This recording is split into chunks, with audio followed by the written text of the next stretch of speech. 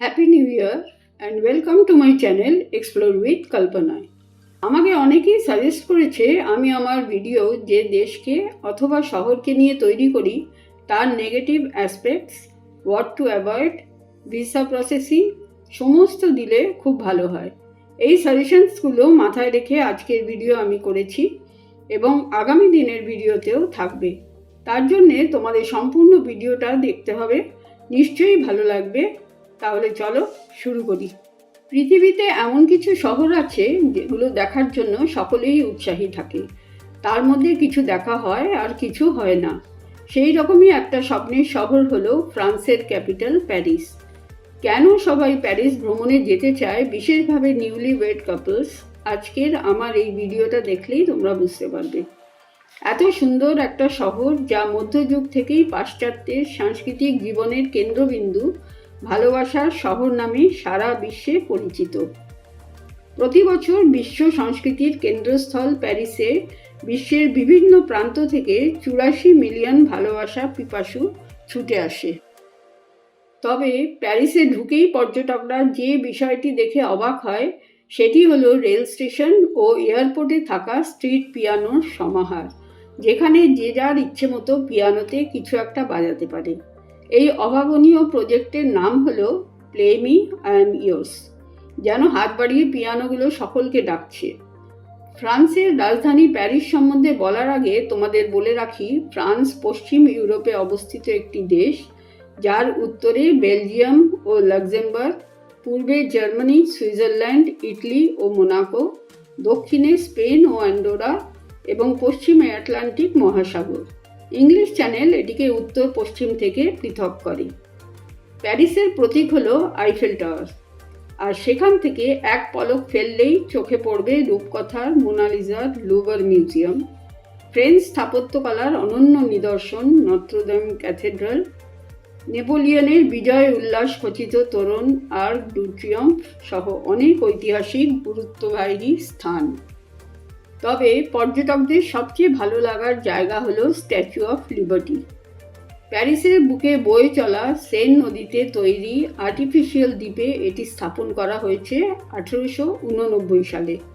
পুরো ফ্রান্স জুড়ে statue of লিবার্টির প্রায় 30টি রেপ্লিকা আছে। আমি জানি তোমরা সকলেই প্যারিসের মোস্ট ভিজিটেড পর্যটন কেন্দ্রগুলো অনেক ভিডিওতেই দেখেছো, তাই আমি আর নতুন করে সেগুলো তোমাদের সাথে শেয়ার করব না। ভিউয়ার্সরা আমার কাছে যা জানতে চেয়েছো সেই সব ইনফরমেশনস আমি আমার ভিডিওর মাধ্যমে আজ তোমাদের জানাবো। প্রথম আমি শুরু করব প্যারিসের কিছু অজানা তথ্য দিয়ে। বিশ্বাস করা হয় পুরো প্যারিস শহরে কেবলমাত্র একটি স্টপ সাইন রয়েছে, যা শহরের যানজট ব্যবস্থাপনার একটি অদ্ভুত বৈশিষ্ট্য। 1895 সালের ডিসেম্বরে ফরাসি দুই ভাই অগাস্টে এবং লুই লুমিয়ারের প্রথম জনসমক্ষে সিনেমা প্রদর্শন করা। তারা তাদের আবিষ্কার সিনেমাটোগ্রাফি ব্যবহার করে প্রায় 50 সেকেন্ডসে 10টি সিনেমা প্রদর্শন করেন। প্যারিসের একটি ফ্ল্যাটে 70 বছর ধরে তালাবদ্ধ অবস্থায় খালি পড়েছিল, কিন্তু প্রতি মাসে ভাড়া দেওয়া হতো। ভাড়াটিয়া মারা যাওয়ার পর 2010 সালে জিওভানি বোলদিনির তৈরি একটি পেন্টিংস ভিতরে পাওয়া যায়, যার মূল্য $20 লক্ষ বেশি। ফরাসি সেনাবাহিনী প্রথম ছদ্মবেশ ব্যবহার করে প্রথম বিশ্বযুদ্ধের সময় 1915 সালে। এরপর থেকেই সারা বিশ্বে ছদ্মবেশের ব্যবহার শুরু হয়। প্যারিসে 6500টি রাস্তা রয়েছে। সবচেয়ে ছোট রাস্তা রু দু রেগ্রেস মাত্র 5.75 মিটার লম্বা। প্যারিস মেট্রো বিশ্বের ব্যস্ততম সাবওয়ে সিস্টেমগুলির মধ্যে একটি, যেখানে 300টিরও বেশি স্টেশন রয়েছে, যার মধ্যে কয়েকটি অন্য ব্যবহারের জন্য পুনর্নির্মাণ করা হয়েছে। উদাহরণস্বরূপ 1980-র দশকে একটি পরিত্যক্ত স্টেশনকে একটি গোপন সিনেমা হল হিসেবে রূপান্তরিত করা হয়। কাফে প্রকোপ প্যারিসের ল্যাটিন কোয়ার্টারে অবস্থিত একটি ঐতিহাসিক কাফে, যেটি 1686 সাল থেকে কফি ও খাবার পরিবেশন করে আসছে। শেক্সপিয়ার অ্যান্ড কোম্পানি প্যারিসের ল্যাটিন কোয়ার্টারে অবস্থিত একটি ইংলিশ ল্যাঙ্গুয়েজের বেস্ট শপ। এটি 1919 সালে প্রতিষ্ঠিত হয়েছিল এবং তখন থেকেই এটি বিশ্বজুড়ে লেখক, শিল্পী ও বইপ্রেমীদের জন্য একটি মিলনস্থল। এই দোকানে 70,000-এরও বেশি বই রয়েছে এবং এটি বিশ্বের বৃহত্তম ইংরেজি ভাষার বইয়ের দোকান। ফ্যাশনের রাজধানী হলো প্যারিস। 1800 সালের শুরু থেকেই সৌন্দর্য সচেতনের মিলন মেলায় পরিণত হয় প্যারিস, যেটি বর্তমান বিশ্বের রাজধানী হিসেবে খ্যাত। পৃথিবীর অন্যতম সব ফ্যাশন ডিজাইনার ও ফ্যাশন ব্র্যান্ডস সচেতনদের মিলন মেলা প্যারিস ফ্যাশন উইক। প্যারিসেই আছে পৃথিবীর নামি দামি সব পারফিউম ও ফ্যাশন ব্র্যান্ডসগুলোর ঘাঁটি। প্যারিসকে সিটি অফ লাইটস বলা হয় কারণ এটি ইউরোপের প্রথম শহর যেখানে গ্যাস চালিত ল্যাম্পপোস্ট প্রচলিত হয়। সন্ধ্যা নামার সাথে সাথে পুরো ইউরোপ যখন অন্ধকারাচ্ছন্ন হয়ে যেত, সেখানে প্যারিসের বুলেভার্ড ও অন্যান্য স্ট্রিটগুলো আলোয় ঝলমল করত। অনিন্দ্য সুন্দর প্যারিসকে জড়িয়ে আছে সেন নদী, আর সেই নদীর ওপর বিভিন্ন স্থানে আছে শৈল্পিক 37টি ব্রিজ।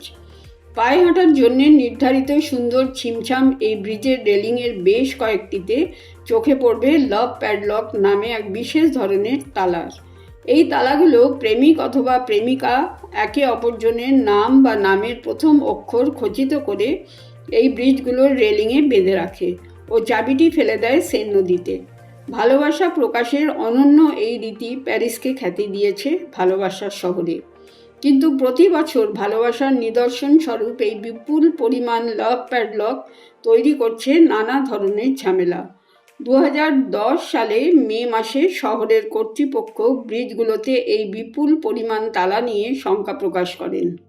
মূলত এই তালাগুলো ব্রিজে অতিরিক্ত ওজন যোগ করছে, আর এই কারণে ব্রিজ ক্ষতিগ্রস্ত হওয়ায় তাই ব্রিজের দেখাশোনার দায়িত্বে নিয়োজিত কর্মীরা এখানে সাইনবোর্ড টাঙিয়ে দিচ্ছেন লাভ উইদাউট লক এই শিরোনামের। এমনকি কিছু স্বেচ্ছাসেবী সংগঠন রিয়েল তালার বদলে ইন্টারনেটে ভার্চুয়াল লাভ লক ক্যাম্পেনও শুরু করে দিয়েছেন। প্যারিস অনিন্দ্য সুন্দর শহর হওয়া সত্ত্বেও কিছু নেতিবাচক দিকও রয়েছে যেগুলো পর্যটকদের জানা খুব প্রয়োজন সাবধানতার জন্য। প্যারিস এমন একটি শহর যেখানে সব সময় পর্যটকদের ভিড় থাকে, যা অনেক সময় বিরক্তিকর হতে পারে। কারণ ভিড়ের কারণে পকেটমার ও ছোটোখাটো চোরদের উপদ্রব খুব বেশি, বিশেষ করে মেট্রো ও দর্শনীয় স্থানগুলিতে। এদের থেকে সতর্ক থাকা খুব প্রয়োজন।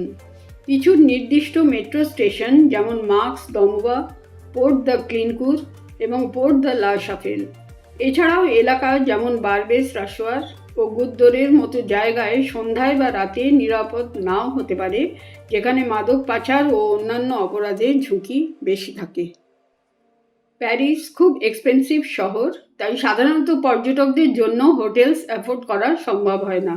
তাই তারা ছোট ছোট অ্যাপার্টমেন্ট বুক করে থাকে, কিন্তু সেখানেও পুরনো অ্যাপার্টমেন্টে অনেক সময় এসি ইনস্টল করা কঠিন হওয়ায় গরমকালে অস্বস্তিকর হয়ে ওঠে। অনেক সময় শহরের কিছু অংশে, বিশেষ করে পর্যটন এলাকাগুলিতে পরিচ্ছন্নতার অভাব দেখা যায়। বড় শহর হওয়ায় এখানে অর্থনৈতিক বৈষম্য ও সামাজিক চাপও বিদ্যমান। এই সব কারণে বহু ট্যুরিস্ট কিছু কম পরিচিত জায়গা খুবই পছন্দ করে। যেমন 19 শতকের ফরাসি ভাস্কর অগাস্ট রোদানের কাজের সবচেয়ে বড় সংগ্রহ রয়েছে রোদান মিউজিয়ামে। আধুনিক ভাস্কর্যের প্রতিষ্ঠাতা রোদান। হোটেল বিরন, যেটি ছিল শিল্পীর প্রাক্তন আবাসস্থল, প্যারিসের দুটি মিউজিয়ামের মধ্যে একটি। অন্যটি মিউডনে তার স্টুডিও। শিল্পকর্মের মধ্যে রয়েছে মার্বেল, ব্রোঞ্জ, টেরাকোটা অ্যান্ড প্লাস্টারের তৈরি 6500টি ভাস্কর্য ও লিথোগ্রাফ, জলরং এবং খোদাই সহ প্রায় 10,000টি drawings. The thinker, the kiss ও দ্য গেটস অফ হেল সহ রোদানের বেশিরভাগ উল্লেখযোগ্য সৃষ্টি। দ্য মিউজে রোদান রয়েছে 7 একর বিস্তৃত ফ্রেঞ্চ ধাঁচের বাগান, যা জাদুঘরের বিশেষ আকর্ষণ। কানাল সেন্ট মার্টিনের শান্ত পরিবেশ, এখানকার শান্ত জলধারা, পুরনো লোহার সেতু এবং আশেপাশের ট্রেন্ডি ক্যাফে ও বুটিক শপগুলো প্যারিসিয়ান জীবনযাত্রার এক অন্য রূপ দেখায়। স্থানীয়রা এখানে পিকনিক অথবা বোট রাইড করতে আসে। মার্শে দেস অনফন রুস, এটি প্যারিসের সবচেয়ে পুরনো কাভার্ড মার্কেট, 1882 সাল থেকে।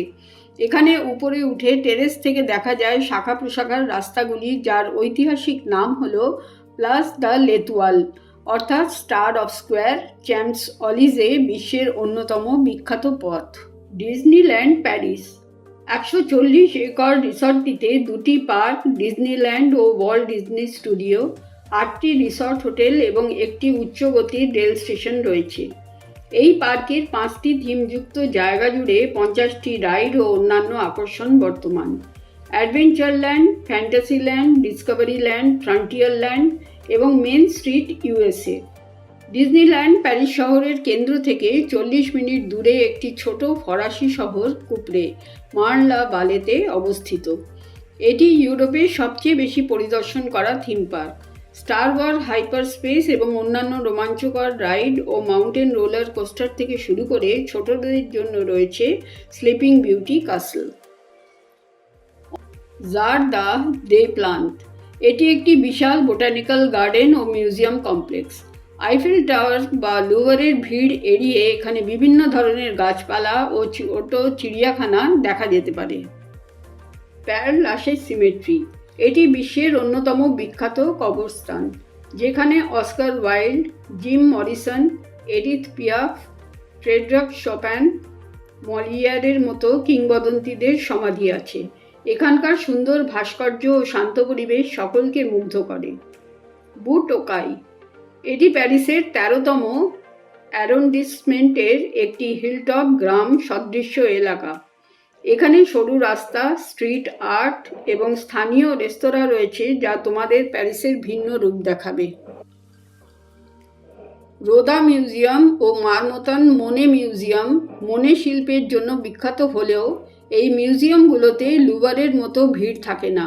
এখানে শান্ত পরিবেশে শিল্পের উপভোগ করা যায়। পার্ক দে বুথ শহমন, এটি নর্থ ইস্ট প্যারিসের অন্যতম সুন্দর উঁচু নিচু park. It is one of the largest green spaces in Paris.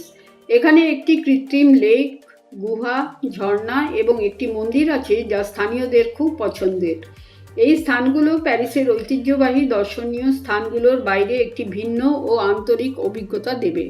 প্যারিসের পর্যটকদের কিছু জায়গা এড়িয়ে চলা উচিত বা পরিস্থিতি সম্পর্কে সতর্ক থাকা দরকার, যেমন অরন্ডিসমন, গার দু নর ও গার দু লেস্টের মতো বড় ট্রেন স্টেশন থাকায় এই এলাকাগুলোয় পিকপকেটার্সদের আনাগোনা খুব বেশি দেখা যায়, তাই রাতের বেলা সতর্ক থাকা প্রয়োজন। গার দু নরের স্টেশন সংলগ্ন এলাকাগুলিতে পর্যটকদের লক্ষ্য করে পিকপকেটিং হয়। জনপ্রিয় ট্যুরিস্ট স্পটগুলিতেও যেমন আইফেল টাওয়ার, লুভারে এদের উপদ্রব বেশি, তাই মোবাইল, মানিব্যাগ সাবধানে রাখা প্রয়োজন। জুলাই আগস্টের মতো পিক সিজনে অতিরিক্ত ভিড় থাকে, যেখানে একটু অসতর্কতায় সমস্যা হতে পারে, তাই এই সিজনকে অ্যাভয়েড করাই ভালো। তোমাদের এখানে আমি জানিয়ে রাখি, প্যারিসে নিরাপদে যাতায়াত করার জন্য মেট্রো, RER, বাস, ট্রাম ব্যবহার করা যায়। তবে ওই যে বললাম, পিকপকেটিং ও ছোটোখাটো প্রতারণা থেকে বাঁচতে সতর্ক থাকা জরুরি। মূল্যবান জিনিসপত্র সাবধানে রাখতে হবে। পরিচিত অ্যাপ RATP ব্যবহার করে টিকিট ও রুট জেনে নিতে হবে। মেট্রো প্যারিসের দ্রুততম উপায়। টিকিট ও পাসের জন্য ন্যাভিগো ইজি ব্যবহার করা ভালো। বাস ও ট্রাম শহর ঘুরে দেখার জন্য চমৎকার মোবাইলের মাধ্যমে টিকিট কাটা যায়, which is called SMS boarding pass. Taxi নির্ভরযোগ্য, তবে রাশ থাকলে সময় সাপেক্ষ ব্যাপার থাকে। এখানে তোমাদের জন্য ইম্পর্টেন্ট টিপস হলো, RATP বা ইল দু ফ্রান্স মোবাইলস অ্যাপ ব্যবহার করলে টিকিট কেনা ও রুট দেখা সহজ, আর রাতের বেলায় মেট্রো অ্যাভয়েড করে সম্ভব হলে ট্যাক্সি ব্যবহার করা সেফ। আর একটা কথা না বললে নয়, অপরিচিত লোকেদের থেকে সতর্ক থাকা প্রয়োজন, বিশেষ করে যারা অতিরিক্ত সাহায্য করার চেষ্টা করে বা মনোযোগ সরাতে চায়। তবে প্যারিসের এই নেতিবাচক দিকগুলো থাকা সত্ত্বেও শিল্পকলা, সংস্কৃতি, সাহিত্য, ফ্যাশন, গণিত, সায়েন্স, অ্যানথ্রোপোলজি ও ইতিহাসের এক অসাধারণ শহর, যা লক্ষ লক্ষ মানুষকে আকর্ষণ করে। এবার আমি তোমাদের ভিসা প্রসেস সম্বন্ধে বলে রাখি। To obtain a France tourist visa, that is Schengen visa, Indian and Bangladesh nationals have to fill the online form on the visas.gov.fr website. আমি এখানে তোমাদের সুবিধার জন্য স্টেপ বাই স্টেপ বলে দেবো। Start online, go to France, visas.gov.fr to start your application process and fill out the form. Gather documents, collect required items like passport, photos, travel insurance, proof of funds, and itinerary. Now book an appointment at the designated visa application center, that VFS Global for India or VFS Global Application Center in Dhaka for Bangladesh. Now attend your appointment to submit documents, pay visa fees and processing charges, and give biometrics, that is fingerprints or photo. Next, you have to track your application online and collect your passport after processing. এবার আসছি কি requirements common for both the countries. Passport, valid for at least 3 months beyond your stay, issued less than 10 years ago with 2 blank pages. Photos, 2 recent photos 35x45 mm white background. Travel insurance, visit the French government website or the VFS Global website for latest and accurate information. Financial proof, confirmed flight tickets and hotel bookings or invitation letter, attestation DQL. Purpose, detailed itinerary showing where you will be staying in France or Schengen area. তাহলে viewers, আমি আমার video শেষ করব প্যারিসের reality check দিয়ে। Paris is overrated because the reality most visitors experience is far worse than what the city promises. With 40 to 50 million tourists a year, Paris is crushed by over-tourism, turning landmarks into crowded, stressful zones. Areas around the Eiffel Tower and Montmartre are consistently flagged for pickpocketing and tourist scams, and poor public sanitation leaves nearby streets smelling of urine. Paris ranks low on cleanliness and liability compared to cities like Vienna or Tokyo, yet charges premium prices, especially in tourist areas where overpriced, mediocre food is common, public transport is overcrowded, aging, and frequently shut down by strikes. আশা করি প্যারিসের সম্পূর্ণ তথ্য আমি তোমাদের সাথে share করতে পেরেছি।